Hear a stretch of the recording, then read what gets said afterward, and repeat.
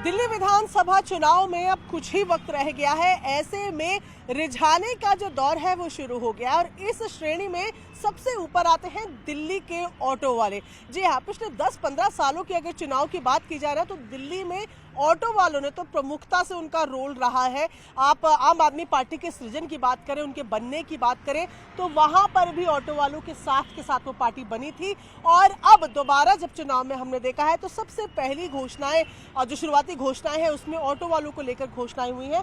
इस वक्त हम कोटला रोड पे हैं, ये डेंटल कॉलेज है और उसके ठीक सामने आप देख रहे हैं यहाँ पर एक ऑटो स्टैंड है जहाँ के बहुत सारे लोग यहाँ पर अभी हमारे साथ बात करने के लिए इकट्ठा है। तो जिनको सारी दुनिया रिझा रही है, सारी पार्टियां रिझा रही है, उनके मन में क्या है जरा उनसे जानते हैं। सर, क्या मुद्दा है ऑटो वालों का इस चुनाव के लिए? देखिए जी, आपके माध्यम से मैं ये कहना चाहता हूँ कि 11 साल हो गया केजरीवाल जी को, और हमने जब शुरू में केजरीवाल जी आए थे, जब ये कहीं नहीं थे, उस टाइम जब पैदा हुए थे दिल्ली में, तब इनका साथ हमने 6 महीना पूरा भरपूर मैंने गाड़ी खड़ी करके इनके साथ रहा। लेकिन जो वादा इन्होंने हमारे साथ किया था, 11 साल हो गया, 11 साल में आज तक हमें कभी इन्होंने बुलाया नहीं, हमारी दुख तकलीफ को इन्होंने पूछा नहीं। आज जब चुनाव आ गया है 2025-26 का, तब इनको याद आ रही है, 2025 चुनाव आ गया जब, तो इनको याद आ रहा है, हमारी याद आ रही कि आज भाई ऑटो वाले हमारे हैं, हमारे घर जा रहे हैं रोटी खाने के लिए, कि हम ऑटो वाले घर जा रहे हैं रोटी खाने। नमक खा लिया इनका। अरे नमक कहाँ खा ले, नमक तो गला दिया आपने छोड़ा नहीं कहीं का। आपने हमारा रोजगारी खा गया सारा कुछ नहीं छोड़ा इन्होंने। क्या मुद्दे हैं? मतलब आप जिस भी पार्टी को वोट देंगे, मुझे ये बताइए ऑटो वाले अपने क्या मुद्दे सोच रहे हैं? आप लोगों को क्या चाहिए आने वाली सरकार से? मैम, आने वाली सरकार से हमें सबसे पहले तो हम अपना रोजगार बचाना चाहते हैं। आज केजरीवाल जी की सरकार ने सबसे ज्यादा तो हमारा रोजगार छीन लिया। अवैध इतने रिक्शे, ऑटो इलेक्ट्रिक इतने रिक्शे निकाल दिए। आज दिल्ली में 1 लाख ऑटो चलता है, वो लाइसेंस बैज और सारी उसे चलता है। और इतनी सारी रैपिडो बाइक की जो बिना ऑथराइज, सुप्रीम कोर्ट ने ही मना कर दिया कि व्हाइट पट्टी वाली बाइक नहीं चलेगी, वो धड़ल्ले से आज भी चल रही है। उससे जो सिंगल सवारी जो है आज बाइक में बैठ के जा रही है, उससे हमारा रोजगार बहुत ज़्यादा प्रभावित हुआ है। हम केजरीवाल जी से बहुत नाराज है। मैं केजरीवाल जी की पार्टी में कार्यकर्ता के रूप में बहुत 12 साल से उनके साथ ही लगा हुआ हूँ। हमारा अब बहुत दिल दुख चुका है और केजरीवाल जी हमेशा झूठ बोलते हैं। आज लास्ट टाइम जब 2 महीने इलेक्शन के बचे, यही आप 6 महीने पहले करके किसी बहन बेटी की शादी में दे के देते ना 1 लाख रुपए, तो हम मानते। आज 2 महीने पहले इलेक्शन से पहले ये घोषणा करने की हम कैसे यकीन करें कि आप ये कर सकते हो? ठीक है, अभी आप कितने साल से ऑटो चला रहे हैं अंकल? 42 साल से। 42 साल से ऑटो चला रहे हैं। तो पिछले 10-15 सालों की अगर बात की जाए, कुछ हालत में सुधार हुआ है आप लोगों की? पहले जिस तरीके के 42 साल से आप कह रहे हैं, आपने तो जब दिल्ली में सरकारें भी नहीं होती थी तब से आप ऑटो चला रहे हैं, पूर्ण सरकार भी नहीं होती थी, तो कुछ आपने हालत में सुधार देखा है ऑटो वालों की? हाँ जी, जब ये शुरू में आए थे तो लग रहा था कि सुधार हो जाएगा, पर इन्होंने वापस फिर मोड़ के ये रिक्शे वालों के साथ हो गए, ई रिक्शा वालों के साथ, और ये बाइकें निकाल दी। यानी कि इन्होंने सीधा हमारे रोजगार पे, इन्होंने हमारे जो रोजगार है उसको खत्म करने की कोशिश की है। ठीक है, अभी आम आदमी पार्टी का दावा है कि भाई हम आपको इंश्योरेंसेस देंगे, बेटी की शादी हो घर में उसका पैसा देंगे, ऐसी 5 गारंटियां ऑटो वालों के लिए लेकर आए हैं। बीजेपी वाले कल ऑटो वालों के साथ चाय पीने के लिए गए हैं। कांग्रेस भी जल्द ही ऐसा कुछ ना कुछ कदम लाएगी। आप लोग किस पार्टी पर, मतलब अब आप क्या सोच के वोट देंगे? कि कोई पार्टी को देखकर देंगे या ऑटो वालों के लिए क्या सुख सुविधाएं वो अपने मैनिफेस्टो में दे रही है उसको देखकर वोट देंगे?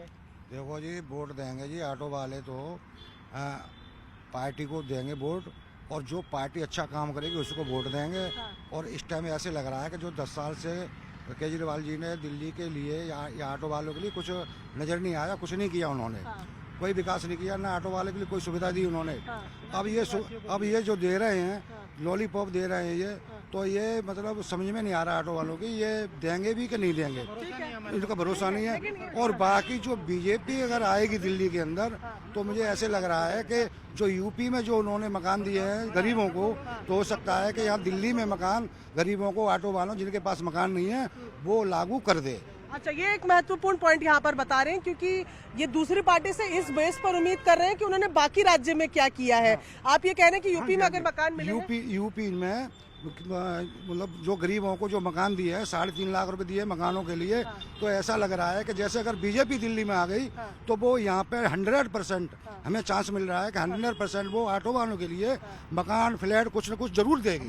ठीक है, लेकिन आप लोग ऑटो वालों की भी अगर हम बात करें, बीजेपी की तो उन्होंने बात बताई कि भाई ये जैसे दूसरे राज्यों में उन्होंने किया है उसको देखकर इनको भरोसा है।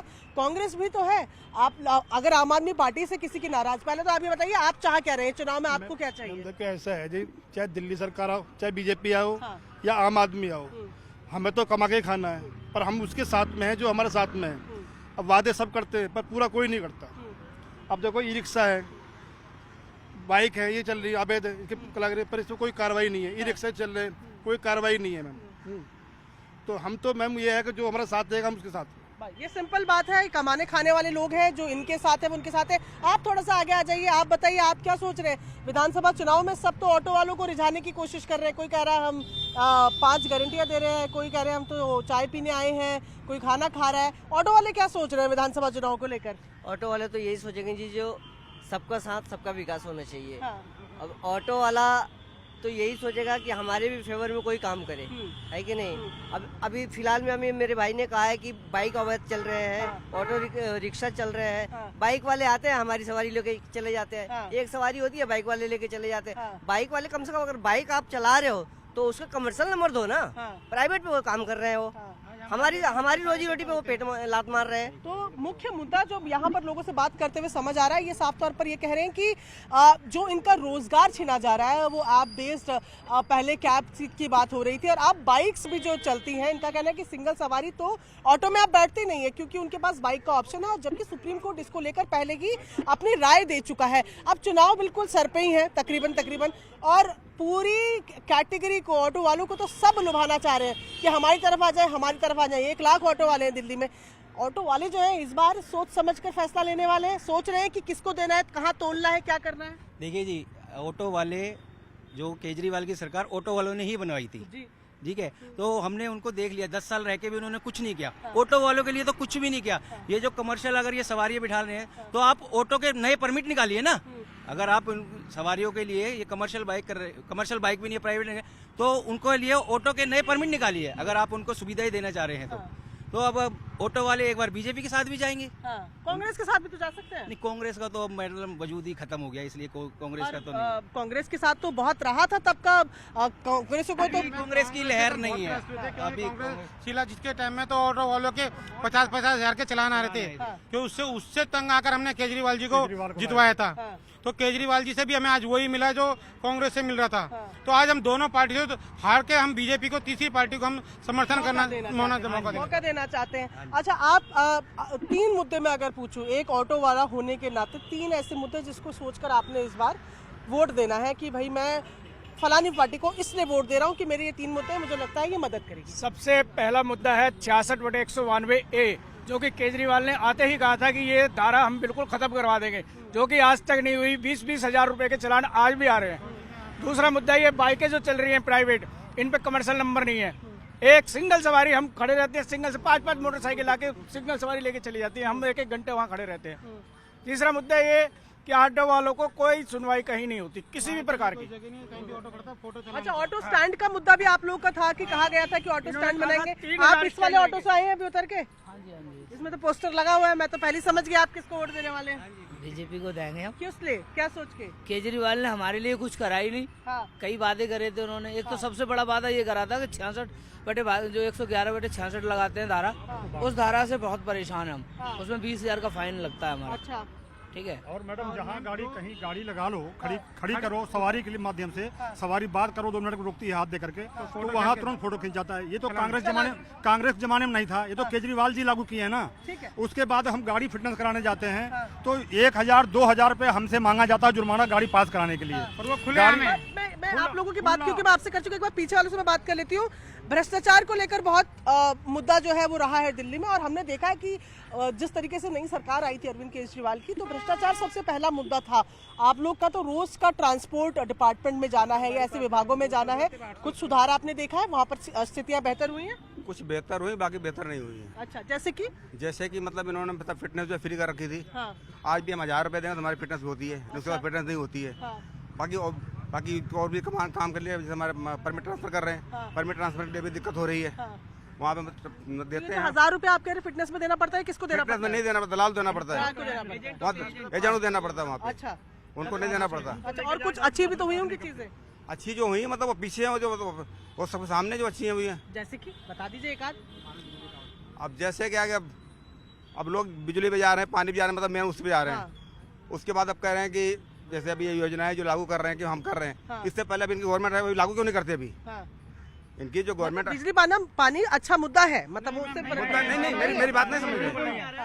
हर घर एक एक करके पहले घर पानी खरीद के पी रहा है। विद्या जो मुद्दा बता रहे हैं बिजली पानी का, मतलब पानी इतना गंदा आ रहा है उसको, मतलब पहले 20 रुपए 30 रुपए बोतल लेके खरीदते हैं, उससे पानी पीते हैं। ठीक है, तो मैं कुल मिलाकर देखिए जितने लोग यहाँ पर मौजूद हैं इन सब की बातों में जो मोटे तौर पर समझ आ रहा है, इन लोगों का कहना है ज़्यादातर लोगों ने जब नई शुरुआत की थी, जब सरकार बनी थी तो साथ दिया था।